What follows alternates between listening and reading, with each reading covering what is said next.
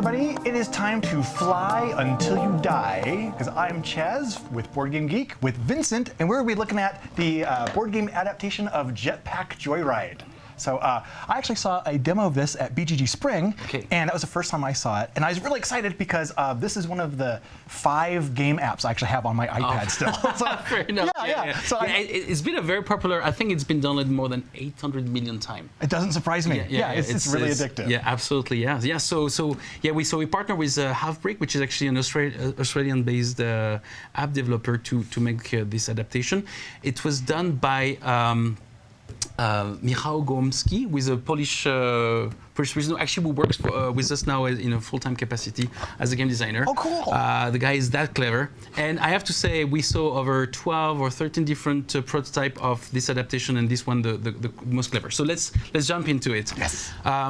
Everybody got one of those. I took one out just to not clutter the table, but everybody got those 4 sectors in front of them. Okay, so everyone will have their own sectors? Exactly. Okay. So everybody has 4. It's a real-time game, but it's not timed.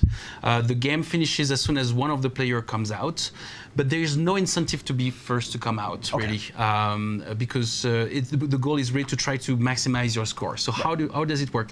Well, there's only 2 rules in placing those. So this will represent you flying through with your jetpack throughout the some pieces here. So it will show you, like, so the one rule is that they all need to connect in a continuous pattern, and the other rule is that they should never touch any of the zappers, missiles, and other stuff. Right. So because the premise of the game, isn't it, that you have stolen a jetpack and you are flying through this, so you can't really stop, you just keep going forward. Exactly. Yeah, I forgot to tell you the background story. I'm going to jump into the mechanic. Thank you for being here. That's So the background story, we just stole that stuff, and we're trying to escape that lab that throws everything at us to stop us. Zappers, missiles, and you name it. Yeah. And not only are we stealing the jetpack, we're also stealing as many coins as we can get on the route. Exactly, like we're true vandals. So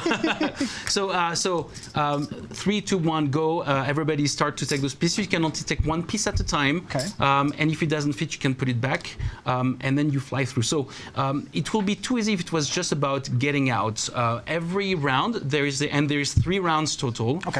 There is 3 missions coming out that will kind of drive further than just coming out other stuff to do that, and each star is worth 1 point. So this one says don't touch the roof or the floor in a completed sector. A sector is one of those things. So for one sector you want to be right in the middle, like exactly what I did here. Collect 5 cons in a sector. There's exactly 5 cons in a sector, so it means that you need to kind of go through, and you only one of the sectors needs to be completed this way. But but you would have to get every single coin in that sector. Yes, exactly, and then you'll get an extra 3 points for that. And then don't arm any scientists, meaning that you should not fly through a scientist in order to get another 4 points. So it's not just about memorizing or like trying to find the best way to get out. Every time it's also about doing that gymnastic to try to reach what you want to reach. And it plays it's 20 minutes. Everybody plays at the same time, so there's no downtime. It's one of those games that we have been demoing now for almost, I would say, almost a year, and it's organically people come back with their friends to say you have to try it, Jetpack Joyride. One last thing I haven't told you about is those catch-up. Catch-up. So if you play with kids or with people with different skill, it's real time. There is this catch-up mechanism which at the end of each round, whoever was the last to finish is the first one to take one of those gadget. And those gadgets are permanent. So the first one you get will be used for the next 2 rounds, and then you get a second one for the last round, and both of them are used. And the final, this is an old prototype. The final version has some golden background to kind of help identify for the kids which one you want to take the golden one. And so let's see if you can fly through zappers. So this one will really help people who struggle with this gymnastic. So they will be able to go through this. You can fly through missiles, or this one who says 3 points for every 8 coins you grab. Oh, nice. The scoring looks like this. If I may bring this in the middle, I don't know which camera I should show this to, but here, this should work. Yeah, okay. So 3 rounds. Each round you count the number of coins you have. Every coin is worth 1 point. You count the number of stars you got based on the mission. Every star is 1 point. And you do the sum. Whoever has the most points in 3 rounds wins the game. And as you're drawing the tiles, is it a communal pile like this? Yes, absolutely.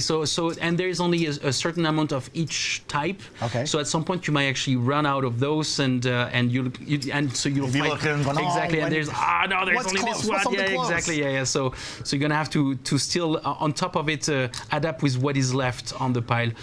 If you work at 2-player, you basically remove half of them, and if you play 4-player, you put all of them, which is 50 of them. Cool. And how many of these different tiles are there? So there is, I think, a total. There's a huge amount of them, and every time you play, you either turn them around or switch them around. You never ever play with the same one. Nice. And I think there's a combination of over 4,086 different combinations. Yeah. Nice.